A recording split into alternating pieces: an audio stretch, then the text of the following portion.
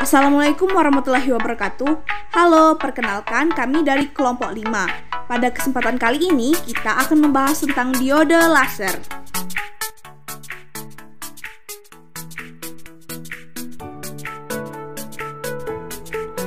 Apa itu diode laser?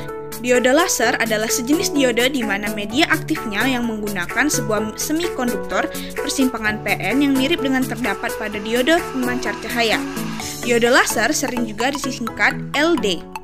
Diode laser cocok digunakan untuk mengirimkan isyarat melalui serat optis. Selanjutnya, konsep bidang semu Fermi. Konsep bidang valensi dan bidang hantaran adalah dasar analisis proses pemancaran sinar laser untuk bahan semi hantar. Pada suhu 0 derajat, elektron valensi terikat erat pada atomnya, sehingga bahan semi hantar bertindak sebagai isolator. Semakin besar tenaga luar yang diberikan, semakin banyak elektron yang melepaskan diri, sehingga populasi lubang pada bidang valensi juga semakin padat. Keadaan ini dapat menyebabkan kerapatan populasi yang dikatakan dengan kerapatan arah bidang semu Fermi. Arah bidang Fermi untuk lubang disebut dengan arah bidang Fermi valensi F, di mana arah tenaga digambarkan sebagai fungsi momentum. Di sini terdapat gambar bidang-bidang pada bahan bidang langsung, di mana gambar A merupakan teori sederhananya, gambar B merupakan tenaga sebagai fungsi K atau vektor gelombang, gambar C sebagai kerapatan populasi pada bidang hantaran dan valensi. Kemudian diode laser sambungan semacam. Diode sambungan semacam atau homojunction terbentuk pada suatu jenis bahan semi hantar yang dibubuhi dengan atom jenis lain, sehingga terbentuk sambungan PN yang melukiskan kedudukan arah-arah bidang valensi, bidang hantar, dan bidang Fermi pada bahan celah bidang langsung seperti gas yang dibubuhi berat sehingga terbentuk sambungan PN. Terdapat gambar laser injeksi di mana kedudukan arah bidang semu Fermi pada keadaan tanpa prasikap terlihat pada gambar A. Apabila diode diberi prasikap maju, maka kedudukan bidang semu Fermi dilukiskan seperti pada gambar B. Dalam persamaan Einstein, terdapat dN sama dengan V tau per mu n dan dP sama dengan V tau per mu n. Perhitungan yang tepat melibatkan faktor arah pembubuhan dan arah arus injeksi. Terdapat dua hasil yang dapat diambil dalam perhitungan secara kasar tersebut, yaitu 1. Panjang daerah aktif sebanding dengan panjang gelombang cahaya yang diperkuat. Penguatan foton akan terjadi jika foton atau gelombang elektromagnetis dapat ruang di dalam daerah aktif sepanjang di mana terjadi pembalikan populasi muatan. Kedua, hubungan persamaan perolehan laser berdasarkan parameter diode sambungan. Jika muatan injeksi berkombinasi menghasilkan foton dengan efisiensi kuantum NQ, maka dapat diperoleh hubungan antara pesat pembangkitan foton dengan rapat arus injeksi pada sambungan. Persamaan ini untuk mendapatkan peroleh yang pada diode laser sambungan semacam berhubungan dengan panjang difusi Ln. Selanjutnya, diode laser sambungan semacam ganda.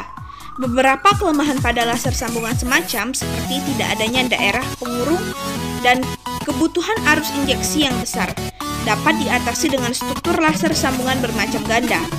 Sambungan bermacam ganda menggunakan 3 jenis bahan. Sebagai contoh adalah laser dengan bahan dasar GaAs dan AIAs. Kedua bahan mempunyai sifat fisis yang hampir sama sehingga dapat digabungkan dan ditanam. Dengan proses pembubuhan, bahan tersebut dibuat menjadi bahan berjenis N dan berjenis P. Di sini terdapat gambar struktur laser sambungan bermacam ganda. Selanjutnya, struktur laser. Laser berefisiensi tinggi diperoleh dengan membangun struktur laser lapis atau stripe laser. Daerah aktif berbentuk lapisan tipis yang memanjang terletak di tengah lempengan. Secara umum, tanpa memperhatikan bagaimana pembentukan laser, struktur laser lapis tampak pada gambar berikut, di mana terdapat kontak AU, difusan seng, oksida, kontak lapisan, dengan lebar 10-20 mikrometer dan lapisan struktur bermacam ganda. Terdapat kelemahan laser yang dibangkitkan di struktur bidang sambungan. 1. Arus ambang untuk bangkit laser harus cukup tinggi. Kedua, timbulnya panas yang berlebihan. Ketiga, tingkat keluaran cahaya berbentuk persegi yang memanjang. Keempat, hasil cahaya dengan mode jamak. Watak cahaya arus laser. Secara teoritis, grafik watak keluaran cahaya arus laser tampak pada gambar di bawah ini. Gejala ini berhubungan dengan terjadinya pergeseran letak pusat radiasi terhadap perubahan arus injeksi. Hal ini sering terjadi karena adanya ketidakstabilan pemandu akibat adanya saling berpengaruh antara muatan pembawa dengan cahaya yang terjadi, karena perubahan indeks bias bahan terhadap tagihan rapat arus injeksi. Laser lapis 20 mikrometer. Terdapat gejala umum yang terjadi pada laser jenis ini, yaitu 1. Terdapat lekukan pertama di atas nilai ambang pada grafik watak cahaya arusnya, di mana hal ini sering terjadi akibat perubahan arah pemandu cahaya, sehingga pemfokusan sendiri bertambah kuat pada intensitas cahaya yang tinggi. Kedua, pada kerapatan arus injeksi yang lebih tinggi kekuatan pemanduan gelombang meningkat, sehingga pada suatu saat gelombang dengan mode tingkat sampai dapat menjalar. Laser lapis sempit 3 mikrometer memiliki kelemahan utama. Yang pertama yaitu kurang cocok digunakan untuk modulasi gelombang analog. Kedua, pada arah arus injeksi yang sedikit berat di atas nilai ambang pada arah daya yang rendah. Pengaruh suhu pada daerah kerja laser lapis.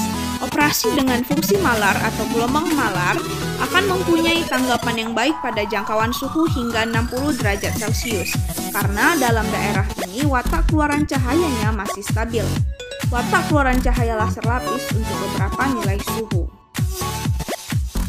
Struktur mode pelaseran. Pada penggunaan praktis diperlukan laser yang mempunyai struktur mode pelaseran yang stabil.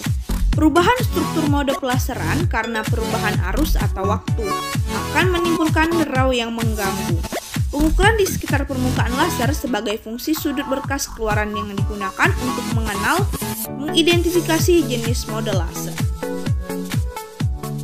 Terdapat gambar agihan intensitas cahaya pada permukaan laser 20 mikrometer untuk beberapa arus daya, di mana pada keadaan ini mode gelombang dapat dianggap stabil.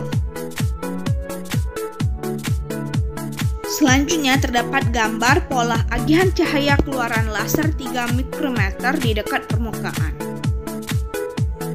Pada laser jenis ini biasa terjadi agihan kuncup ganda atau double loop akibat kerugian gelombang terpandu di dalam struktur anti-wave guiding, yaitu indeks bias berkurang akibat injeksi muatan pembawa.